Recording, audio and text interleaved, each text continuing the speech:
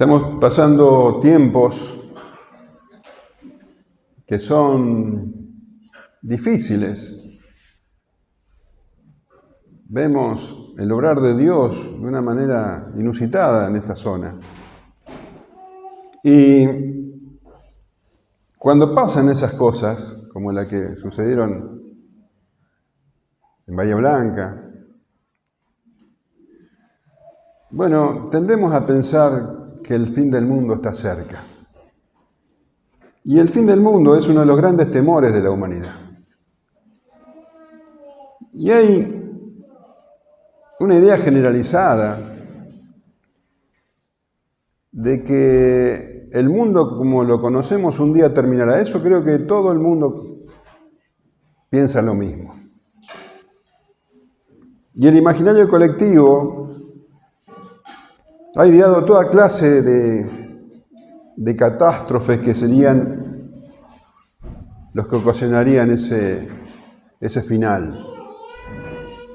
Meteoritos, pestes, cambios climáticos. Y por otro lado, hay que decir que el hombre ha hecho un gran trabajo también para arruinarlo todo. Guerras, contaminación del agua, del aire, deforestación, extinción de especies de animales.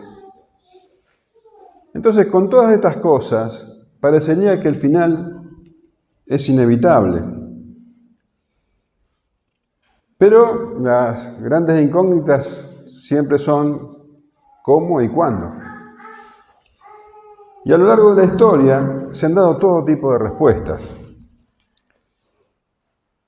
Si vos te acordás, hace unos cuantos años atrás, se hablaba de que en el 2012 iba a llegar el fin del mundo porque había una profecía maya, ¿te acordás?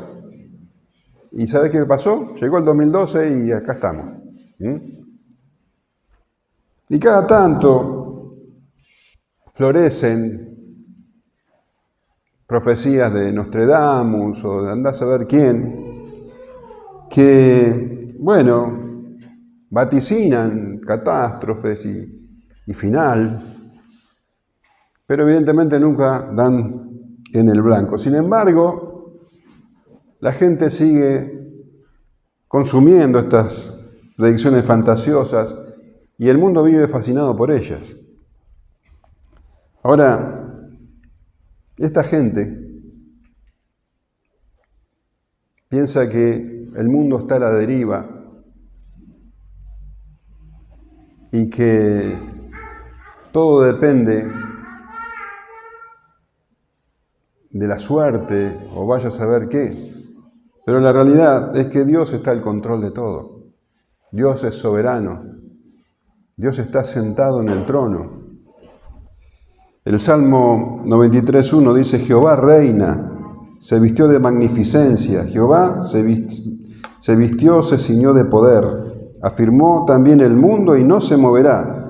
Firme es tu trono desde entonces, tú eres eternamente. El Señor Jehová, el Señor Dios Todopoderoso, reina. Y en Apocalipsis 19:6 leemos: Y oí como la voz de una gran multitud, como el estruendo de muchas aguas, y como la voz de grandes truenos que decía: Aleluya, porque el Señor nuestro Dios Todopoderoso reina. El Señor está al control, el mundo no está a la deriva. Y si queremos saber algo sobre el fin, la única fuente de verdad es la Escritura. Aquí está todo lo que Dios ha querido revelar, todo lo que Él quiere que nosotros sepamos. Y si hablamos del fin, el fin tiene un nombre y se llama Jesucristo. En Apocalipsis 1:8 dice: Yo soy el Alfa y la Omega, principio y fin. Dice el Señor, el que es y que era y que ha de venir, el Todopoderoso. Jesús Fue el principio de todas las cosas. Él es el principio de todas las cosas. Juan 1.1 dice, en el principio era el Verbo, y el Verbo era con Dios, y el Verbo era Dios. Este era en el principio con Dios. Todas las cosas por Él fueron hechas, y sin Él nada de lo que ha sido hecho fue hecho. Él es el principio. Colosenses 1.16 dice, porque en Él fueron creadas todas las cosas, las que hay en los cielos y las que hay en la tierra, visibles e invisibles, sean tronos, sean dominios, sean principados, sean potestades, todo fue creado por medio de Él y para Él. Entonces, Jesucristo es el principio y Jesucristo es el fin. Y el fin será cuando Él venga. El fin será en su segunda venida. Segunda de Tesalonicenses 1.7 dice, cuando se manifieste el Señor Jesús desde el cielo con los ángeles de su poder, en llama de fuego, para dar retribución a los que no conocieron a Dios y obedecen al Evangelio de nuestro Señor Jesucristo. Y en segunda de Pedro 3.10 leemos, pero el día del Señor vendrá como ladrón en la noche, en el cual los cielos pasarán con gran estruendo y los elementos ardiendo serán deshechos, y la tierra y las obras que en ella hay serán quemadas. Él es el principio y Él es el fin. Jesucristo. Y nosotros estamos leyendo Lucas y estamos, vos sabés, específicamente en la última semana del Señor Jesús, en la tierra, en su ministerio terrenal. Y Él había dado su último discurso público en el templo, denunciando a los escribas, diciéndole a la gente que se cuide de los falsos maestros, que son capaces incluso de devorar las casas de las viudas. No tienen límites, no tienen escrúpulos. Los falsos maestros son peligrosos. Y claro, hacen largas oraciones y parecen muy espirituales, pero son lobos rapaces. Y el Señor en su último discurso público habla de eso. Guardaos de los escribas, cuídense de los falsos maestros. Ellos, dice, recibirán mayor condenación. Y después, vos sabés, se confirmó lo que él estaba diciendo al ver a una viuda muy pobre que echaba sus últimas 2 monedas, sus últimas 2 blancas en el ofrendero, y después no tenía nada más para comer. Hasta ese punto pueden llegar.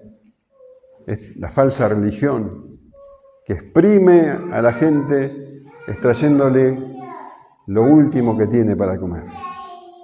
Terrible. Y después de eso el Señor se levantó con sus discípulos, pero antes de irse del templo, el Señor Jesús hace una lamentación porque vendrá el juicio.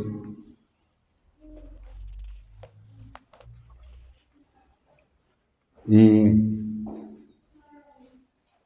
predice que esa casa va a quedar desierta. Estaba quedando en ese momento desierta, siendo que estaba llena de gente. El templo estaba rebalsando de gente porque era la época de la Pascua y venía gente de todos lados. Sin embargo, el Señor Jesús, esta casa está quedando desierta porque Él mismo se estaba retirando. Dios se estaba retirando de esa casa. Un templo vacío, un edificio sin vida, una religión muerta, hueca.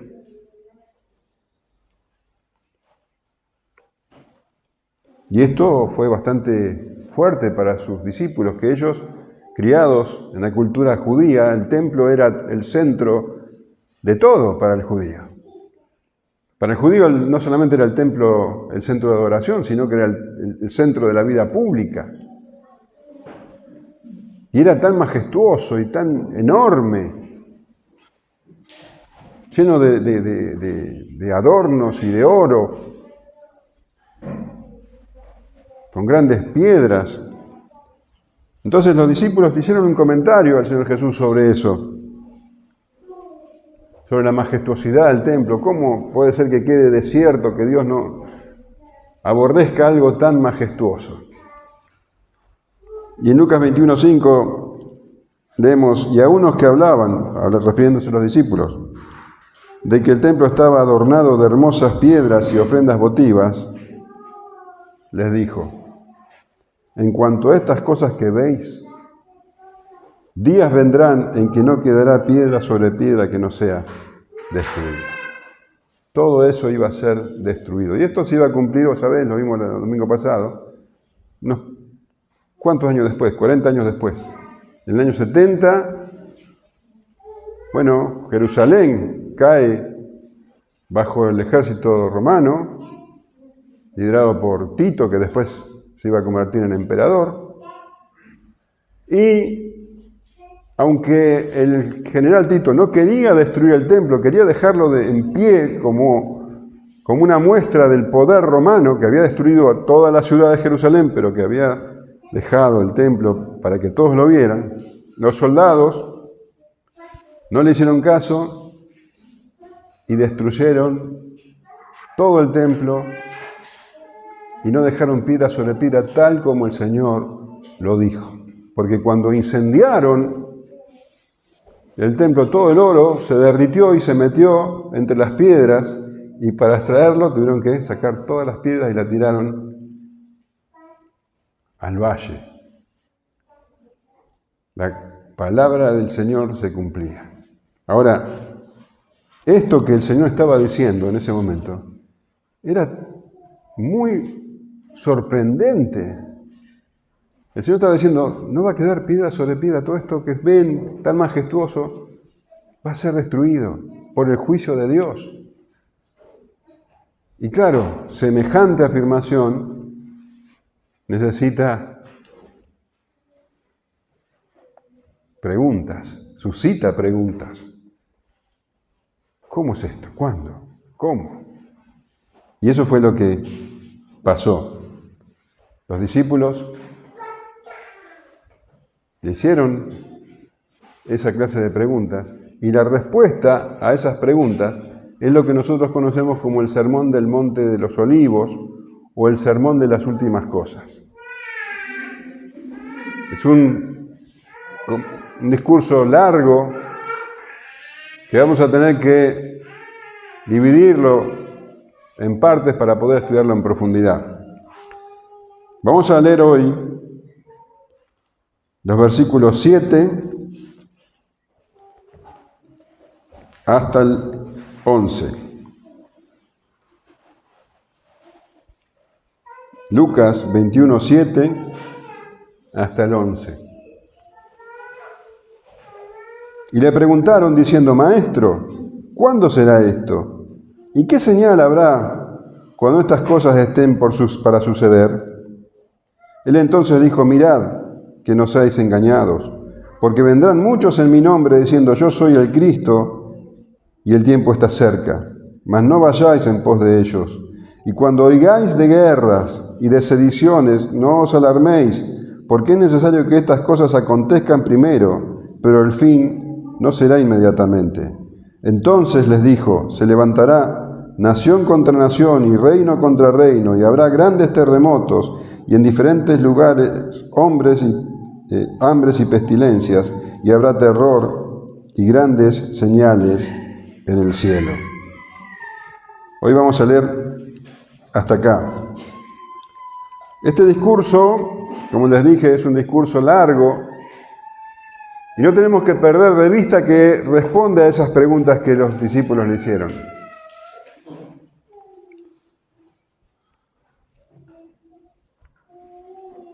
Y es un discurso profético, no es de fácil interpretación. Tenemos que discernir cuándo el Señor está respondiendo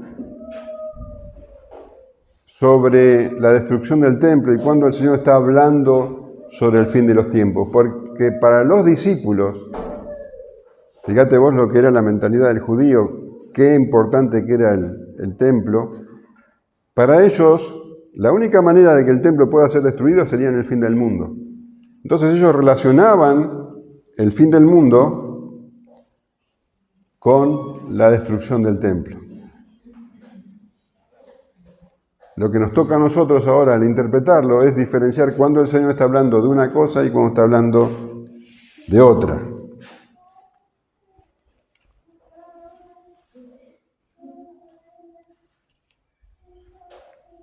Entonces,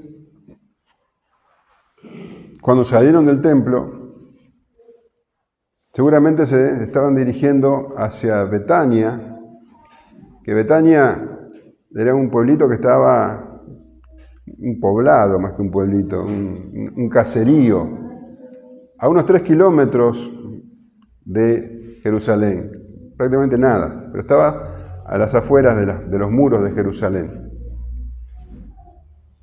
Y cuando se dirigían para allí, la Escritura no lo dice, pero seguramente Jesús y sus discípulos estaban pasando las noches de esa semana en la casa de los hermanos María, Marta y Lázaro. Se estarían dirigiendo para allá cuando el Señor, pasando por el Monte de los Olivos, se sienta un rato a descansar, mirando el templo. Dice que le preguntaron diciendo: Maestro, ¿cuándo será esto? ¿Y qué señal habrá cuando estas cosas estén para suceder? Es importante para entender bien las circunstancias de lo que estamos leyendo, también leer los pasajes paralelos en Mateo y Marcos, porque vamos a tener más detalles. Marcos cuenta que se sentaron en el Monte de los Olivos, teniendo delante a la vista el templo en toda su magnitud. Y dice que Marcos también cuenta que se acercaron 4 de esos discípulos a hacerle estas preguntas. Te lo voy a leer. Marcos 13, 3 y 4 dice: Y se sentó en el Monte de los Olivos frente al templo, y Pedro, Jacobo, Juan y Andrés le preguntaron aparte: Dinos, ¿cuándo serán estas cosas? ¿Y qué señal habrá cuando todas estas cosas hayan de cumplirse? Pedro, Jacobo, Juan y Andrés. Estos 4 discípulos eran los que siempre estaban más cercanos al Señor Jesús. Y se le acercaron y le hicieron esta pregunta. Y en Mateo vemos que hay una pequeña variante en las preguntas. Mateo da un poquito más de detalles y son importantes también estas preguntas que leemos en Mateo, porque resultan más específicas. Mateo 24:3 dice: Y estando él sentado en el Monte de los Olivos, los discípulos se le acercaron aparte diciendo: Dinos, y acá están las preguntas, ¿cuándo serán estas cosas? ¿Y qué señal habrá de tu venida y del fin del siglo? Entonces, ¿cuándo serán estas cosas? Cuando el templo caiga, ¿cuándo será esto? ¿Y qué señal habrá de tu venida y del fin del siglo? Para ellos, como te expliqué, la caída del templo y el fin del mundo iban a ocurrir en el mismo momento, no podían ser algo diferente. Y en algo tenían razón, en el sentido de que la caída del templo, la destrucción del templo y el juicio final, el final, el tiempo de la destrucción del mundo, digamos, son productos de la ira de Dios, del juicio de Dios. Y la destrucción del templo es una figura, un tipo, una representación, por decirlo así, de lo que va a ser el fin del mundo. ¿Se entiende? Ahora, cuando el Señor da respuesta a estas preguntas, es tan impresionante la precisión que resalta su deidad. Podemos ver que Él conoce lo que va a suceder, Él tiene dominios sobre la historia. Y podemos ver también que Él está en control de todo. como decíamos hoy, Jehová reina. El Señor Jesús, aún en ese estado de debilidad, Él es Dios. Allí, triste como estaba y a punto de ser crucificado, Él era Dios y es Dios. Es el principio y el fin. Y lo que Él está diciendo, lo está diciendo con toda autoridad y sabiduría divina. Él está hablando de nuestro tiempo, del tiempo que nos toca vivir a nosotros. El fin, los tiempos finales,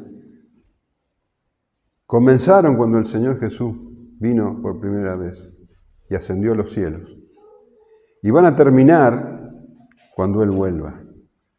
Los tiempos finales son los tiempos que estamos viviendo nosotros hasta que Él regrese. ¿Se entiende? O sea, empezó cuando el Señor se fue, ascendió a los cielos. Pero Él reina. Y todo lo que Él dijo a sus discípulos se cumple. ¿Amén? Entonces el Señor está diciendo, en primer lugar, lo que estamos estudiando hoy. Cuidado. Cuidado porque es fácil caer en engaño. Porque hay señales que no son señales. Hay señales que no son señales. Él entonces dijo, mirad que no seáis engañados. Cuidado, cuidado, no se dejen engañar, porque ocurren muchas cosas que son espectaculares y que son terribles y van a ocurrir siempre, y que pueden dar lugar a ese pensamiento. Acá tenemos una señal de que el tiempo está cerca, de que llega el fin del mundo. Y va a haber personas que van a enseñar eso. Pero el Señor dice, no se dejen engañar. De eso se trata esta porción que estamos leyendo. El tema de esto es, no se dejen engañar sobre el fin de los tiempos.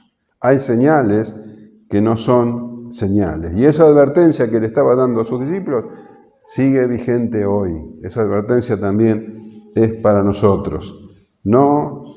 Cuidado con dejarse engañar. Porque vendrán, dice, muchos en mi nombre diciendo, el tiempo está cerca.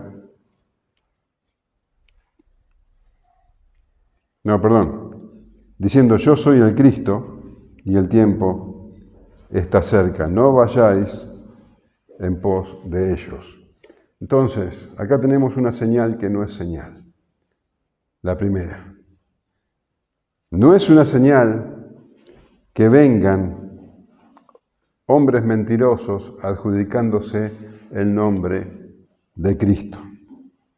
Falsos mesías y falsos maestros van a haber a lo largo de toda esta época, de toda esta era de la Iglesia, a través de los siglos. Personas como esta han guiado a millones a la perdición. Engañadores religiosos que propagan mentiras. Y el Señor Jesús en Mateo 24:23 dice, entonces si algunos dijere, mirad, aquí está el Cristo, o mirad, allí está, no lo creáis. Porque se levantarán falsos cristos y falsos profetas y harán grandes señales y prodigios de tal manera que engañarán, si fuere posible, aún a los escogidos.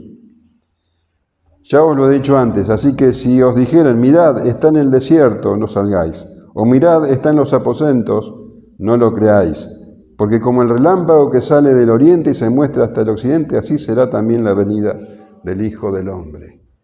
No sabemos cuándo va a venir. Y su venida va a ser sorpresiva para el mundo, como un relámpago. Pero mientras tanto se van a levantar falsos cristos. El Señor lo dijo y así ocurrió. En el año 44, entre otros, entre muchos, se levantó un tal Teudas en Israel. Y él decía que iba a separar las aguas del río Jordán. ¿Y qué creen que pasó? No sabemos, porque antes de que lo haga, el ejército romano acabó con Teudas y con todos sus seguidores. Un falso maestro. Poco tiempo después, se levantó un egipcio. Y resulta que a Pablo lo confundieron con ese egipcio. Fíjate en Hechos 21:38.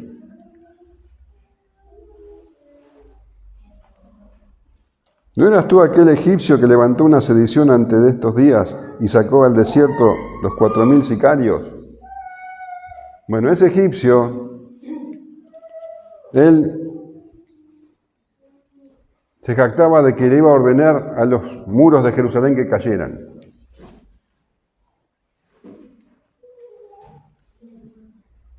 Pero bueno, antes de que lo haga, el ejército romano terminó con sus seguidores y él se pudo escapar, pero sus seguidores fueron pasados por armas.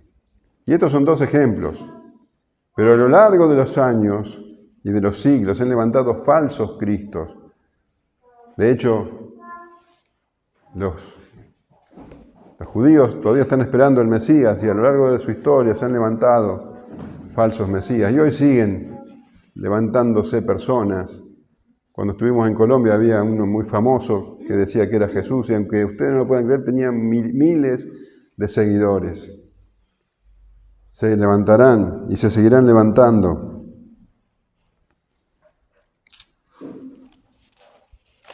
Pero eso no es una señal. Y tampoco es una señal que se levanten falsos maestros diciendo el tiempo está cerca. A lo largo de la historia se han levantado vez tras vez. Mateo 24:11 dice, y muchos falsos profetas se levantarán y engañarán a muchos. Y a la gente les encanta seguir a estas personas. Pero ellos solo buscan engañar y los que los siguen no son parte del rebaño del Señor. Primera de Juan 2:18 dice, hijitos, ya es el último tiempo. Y según vosotros oísteis que el anticristo viene, así ahora han surgido muchos anticristos. Por esto conocemos que es el último tiempo. Salieron de nosotros, pero no eran de nosotros. Porque si hubiesen sido de nosotros, habrían permanecido con nosotros. Pero salieron para que se manifestase que no todos son de nosotros. Pero vosotros tenéis la unción del Santo y conocéis todas las cosas. El último tiempo es este tiempo. El tiempo entre las dos venidas del Señor, el tiempo de la iglesia. En este último tiempo se levantan falsos maestros, anticristos. Y los que siguen a esos falsos maestros no son de nosotros. No son de nosotros. Porque nosotros, los hijos de Dios, tenemos la unción del Santo. ¿Sabes qué es? Es el Espíritu Santo que nos guía a toda verdad.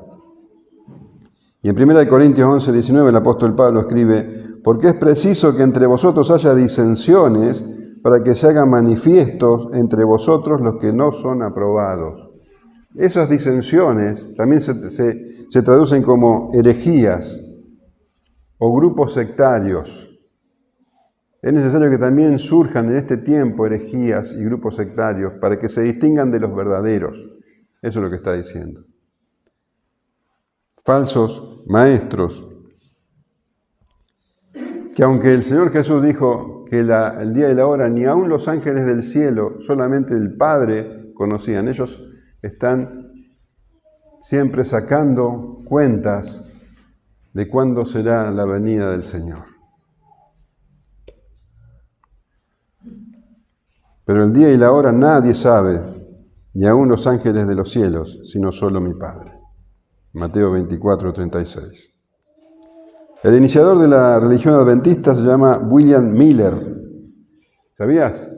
Bueno, él dijo que Cristo retornaría el 21 de marzo de 1843. Como no vino, pasó la fecha al 21 de marzo de 1844. Tampoco vino. Entonces Jonás Wendell dijo no, el 22 de octubre de 1844. ¿Qué crees? El iniciador de la iglesia mormona, John Smith, dijo que Cristo vendría en 1891.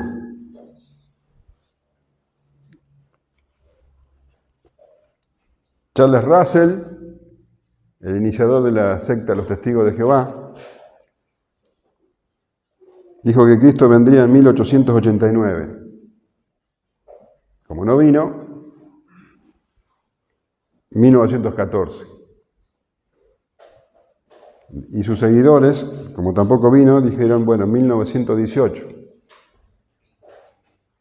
Dijeron, bueno, pero por lo menos en 1925 van a venir Abraham, Isaac y Jacob. Ahora ya no dicen nada. Ya por lo menos aprendieron. Y muchos maestros evangélicos, y cuando digo muchos son muchos, vieron como una señal que en 1948 Israel se estableciera como Estado. Entonces ellos, según dicen, discerniendo las Escrituras, afirmaban que Cristo iba a venir una generación después de 1940, antes de que termine una generación en 1940. ¿Se entiende? Y me hice desde 1948 no tiene que pasar una generación antes que Cristo venga. ¿Se entiende? Entonces ellos decían que una generación bíblica era de 40 años. Afirmaban entonces que Cristo iba a venir antes de 1988. Esto pasó hace muy poco, así que tal vez conozca gente que decía no tengo que estudiar porque ya Cristo viene. No vino. Entonces dijeron no. Nos equivocamos porque una generación bíblica no son 40 años, son 70 años. Cristo tenía que venir entonces antes de el 2018. No pasó. Ahora están diciendo que una generación bíblica son 100 años. ¿Sabes qué son? Falsos maestros. El día y la hora nadie sabe, solo el Señor. Nosotros tenemos que guiarnos por lo que está escrito. Entonces, estas cosas, estos falsos maestros que ponen fechas, son esos, falsos. No tenemos que pensar que el Señor va a venir por lo que ellos dicen. No son una señal de su venida. ¿Está claro? Y dice, y cuando oigáis de guerras y de sediciones, no os alarméis, porque es necesario que estas cosas acontezcan primero, pero el fin no será inmediatamente. Entonces les dijo, se levantará nación contra nación y reino contra reino. Entonces, acá tenés otra señal que no es una señal. Tampoco es una señal del fin del mundo el hecho de que haya guerras y sediciones. Cuando el Señor pronunció estas palabras, en el Imperio Romano estaba justamente habiendo una gran paz, la Pax Romana se llamaba.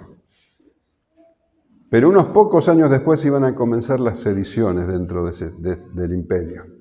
Y se iban a empezar a levantar rebeliones, y rebeliones muy sangrientas, que iban a terminar, bueno, en la destrucción del imperio.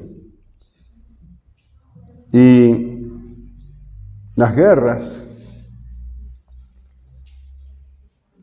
son tan atroces que la gente tiende a pensar en el fin del mundo. Y sobre todo cuando las guerras tienen nivel mundial. O fíjate, en la Primera Guerra Mundial, el número de muertos oscila, según las fuentes, entre 10 y 30 millones. Fíjate que no se podría ver como una señal del fin de los tiempos. La Segunda Guerra Mundial, 40 millones.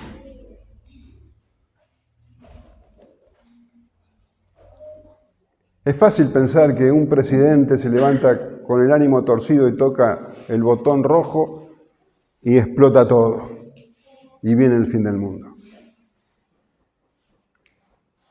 Pero la realidad es que no hubo un período en la historia, ni uno solo, en que no hubo un reino luchando contra otro reino, o una nación contra otra nación. El Señor dice, no se deben turbar por esto. Dice, porque es necesario que estas cosas acontezcan primero, pero el fin no será inmediatamente. No será inmediatamente. No es una señal.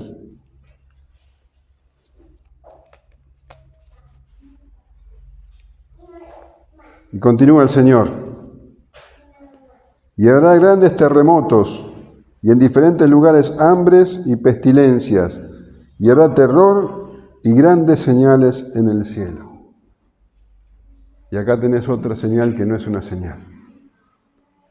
Tampoco son señales del fin del mundo, ni las pestes, ni las hambrunas, ni los terremotos. Todas estas cosas que estamos viendo son anticipos, son representaciones de lo que va a ser, pero no tienen comparación. Siempre hubo hambre, siempre hubo pestilencia, siempre hubo terremotos, desde el comienzo de los tiempos, y siempre los habrá. En el año 79, el volcán Vesubio entró en erupción y destruyó la ciudad de Pompeya y sus alrededores de manera completa. Y el mundo continuó.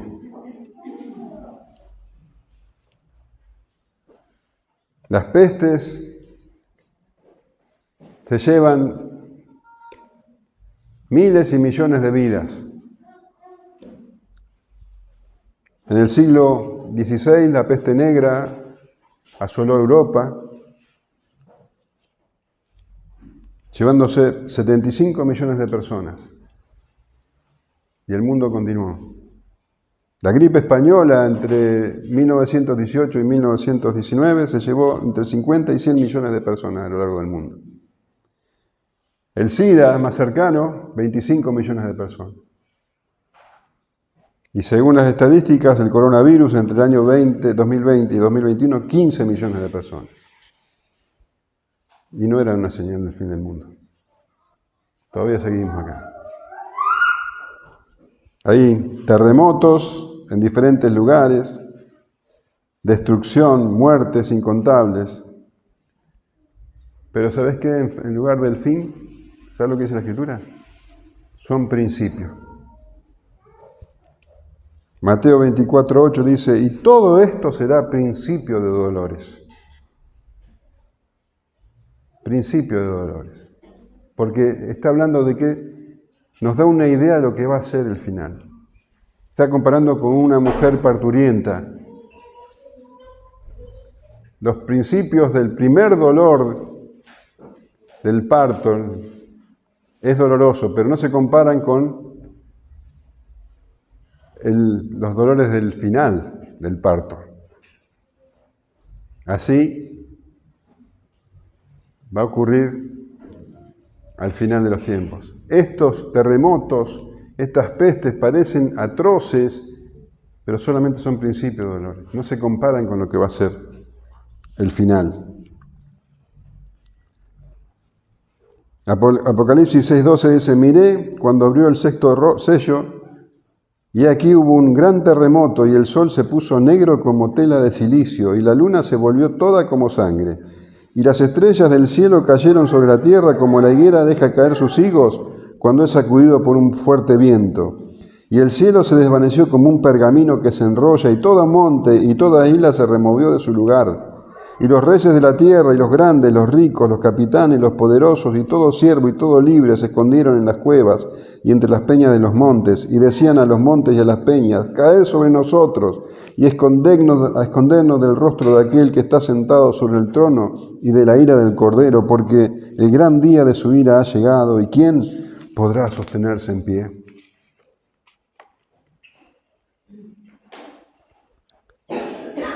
Y dice que habrá terror. Terror.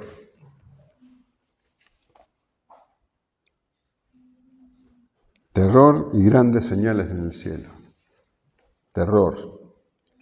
La gente se inunda de terror, se llena de terror cuando se da cuenta de la fragilidad de la vida. Terremotos, inundaciones, pestes, guerras producen terror.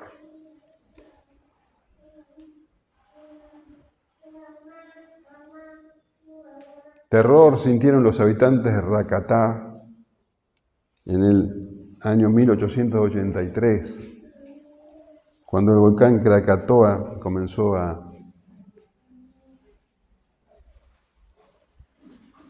la erupción y murieron 35.000 personas y la isla desapareció. ¿Te imaginas el terror? Terror sintieron los habitantes de Hiroshima y Nagasaki cuando cayó la bomba. Terror sintieron los habitantes de Bahía Blanca. Terror, terror. Y grandes señales en el cielo, meteoritos, cometas, truenos, relámpagos, lluvias interminables, nieve, granizo y terror. Y todo esto es principio de dolores. No son señales del fin. Ni los falsos cristos, ni aquellos falsos maestros que ponen fecha a su venida, ni las guerras, ni las sediciones, ni las pestes, ni los terremotos, ni las inundaciones, son señales del fin del mundo, son solo una muestra de lo que será. No son señales del fin del mundo, pero son una señal de la fragilidad de nuestra vida.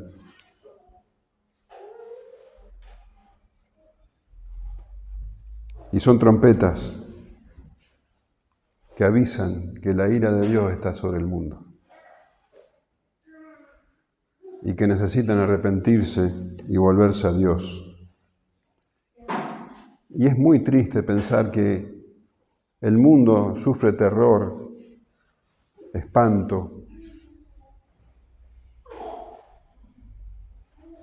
y se dan cuenta de que todo se puede terminar de un momento a otro, y sin embargo no se arrepienten de sus pecados. Y así lo dice Apocalipsis 9:20, dice: y los otros hombres que no fueron muertos con estas plagas, ni aún así se arrepintieron de las obras de sus manos, ni dejaron de adorar a los demonios y a las imágenes de oro, de plata, de bronce, de piedra y de madera, las cuales no pueden ver, ni oír, ni andar. Y no se arrepintieron de sus homicidios, ni de sus hechicerías, ni de su fornicación, ni de sus hurtos. Eso es lo terrible. Eso es lo terrible. Piensan que son señales del fin del mundo cuando son trompetas sonando, avisando que la ira de Dios está sobre ellos. Y se asustan, temen, se lamentan, pero no se arrepienten. Y ahí está la iglesia. Ahí está la iglesia dando el mismo mensaje que dio el Señor Jesús, el mismo mensaje que dieron sus apóstoles, el mismo mensaje que hoy sigue vigente. Arrepiéntanse, arrepiéntanse y crean en el Señor Jesucristo. Arrepiéntanse porque no huirán de la ira venidera. Amén.